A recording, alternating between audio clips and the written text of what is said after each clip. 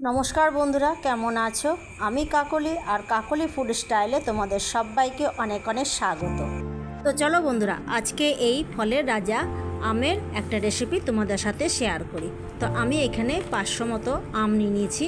আমগুলোকে প্রথমে ভালো করে ছুলে নেব। তো আমগুলো আমার সব ছুলা হয়ে গেল। এখন আমগুলোকে কেটে নেব। প্রথমে আমগুলোকে লম্বা লম্বি করে 4 টুকরো করে নেব, তারপরে মাঝখানে কেটে আরও ছোট ছোট করে কেটে নেব।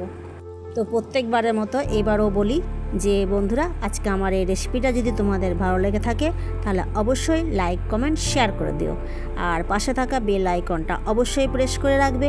এতে করে আমি যখন আবার নতুন কোনো রেসিপি ভিডিও আপলোড দেবো সবার প্রথমে নোটিফিকেশন তোমাদের কাছে পৌঁছে যাবে।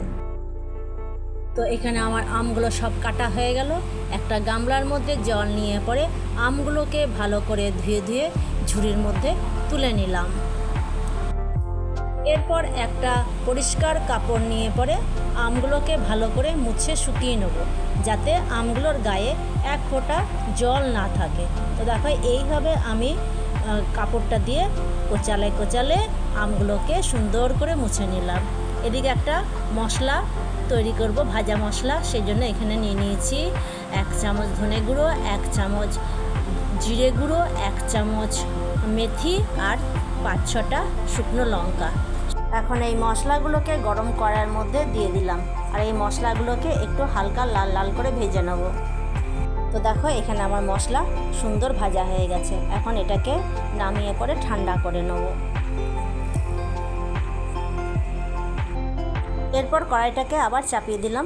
কড়াইয়ের মধ্যে দিয়ে দিলাম 2 টেবিল চামচের মতো সর্ষের তেল। তেলটা গরম হয়ে গেলে পরে ওর মধ্যে দিয়ে দিচ্ছি 1টা শুকনো লঙ্কা, 2টো তেজপাতা আর 1/2 টিস্পুন পাঁচফোড়ন। এখন এই ফোড়নটাকে একটু ভেজে নেব। ফোড়ন যখন ভাজা হয়ে যাবে তখন ওর মধ্যে দিয়ে দিচ্ছি টুকরো করে কেটে রাখা আমগুলোকে এখন একটু হালকা করে ভেজে নেব। আর বন্ধুরা, তোমরা যারা এখনও পর্যন্ত আমার চ্যানেলটাকে সাবস্ক্রাইব করোনি অথচ আমার ভিডিওগুলো দেখছো, তাদেরকে বলবো বন্ধুরা, তোমরা তাড়াতাড়ি করে আমার চ্যানেলটাকে সাবস্ক্রাইব করে আমার বন্ধু হয়ে যেতে পারো। তো দেখো এখানে আমগুলো ভাজা হয়ে গেছে। এখন ওর মধ্যে দিয়ে দিলাম 1/2 টিস্পুন মতো হলুদ, আর দিয়ে দিচ্ছি আন্দাজ মতো নুন। এখন নুন আর হলুদকে আমের সাথে ভালো করে মিশিয়ে আরও কিছুক্ষণ রান্না করে নেব। এরপরে দিয়ে দিলাম গুড়। এখানে কিন্তু গুড় আমি কোনো মেপে নিইনি, আমি আমার আন্দাজ মতো গুড় নিয়ে নিয়েছি। আর বন্ধুরা, গুড় সবসময় গলিয়ে ছেঁকে তারপরে ব্যবহার করবে, কেননা গুড়ের মধ্যে অনেক রকম নোংরা থাকে। আমি এটা দোকান থেকে সেই ডাব গুড় নিয়ে এসেছিলাম, সেই গুড়টাকে গলিয়ে ছেঁকে তারপর আমি ব্যবহার করেছি। তো গুড় আমের মধ্যে দিয়ে দেওয়ার পর এখন 2 থেকে 3 মিনিট সময় নিয়ে রান্না করে নিতে হবে, যাতে আম খুব সুন্দর সেদ্ধ হয়ে যায়। আর বন্ধুরা, এরকম যদি গুড় আম করা থাকে ঘরে, তাহলে ভাতের পাতে আর চাটনির দরকার লাগবে না। রোজ একটু একটু করে বার করো আর ভাতের সাথে খেতে থাকো। আর এই গুড় আম 1 থেকে 2 মাস পর্যন্ত সংরক্ষণ করে রাখা যায়। তো গুড় আমের আচার আমার তৈরি হয়ে গেছে।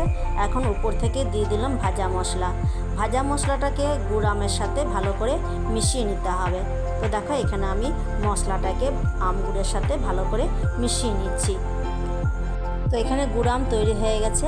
এখন একে ঠান্ডা হতে দেবো। ঠান্ডা করে তোমাদেরকে পরিবেশন করে দেখাচ্ছি। তো দেখো এই হয়ে গেল গুড় আমের আচার। আর দেখো কত সুন্দর লাগছে দেখতে, খেতেও হয়েছিল খুব সুন্দর। তোমরাও একবার বাড়িতে ট্রাই করে দেখতে পারো বন্ধুরা, মন্দ লাগবে না। তাহলে এই ছিল আজকে আমার রেসিপি। আজকের মতো বিদায় নিচ্ছি। দেখা হচ্ছে আগামী দিনে নতুন একটা রেসিপির সাথে, নতুন একটা ভিডিওর সাথে। ততক্ষণ পর্যন্ত তোমরা ভালো থাকো, সুস্থ থাকো, সাবধানে থাকো। আজকের মতো টাটা, ধন্যবাদ।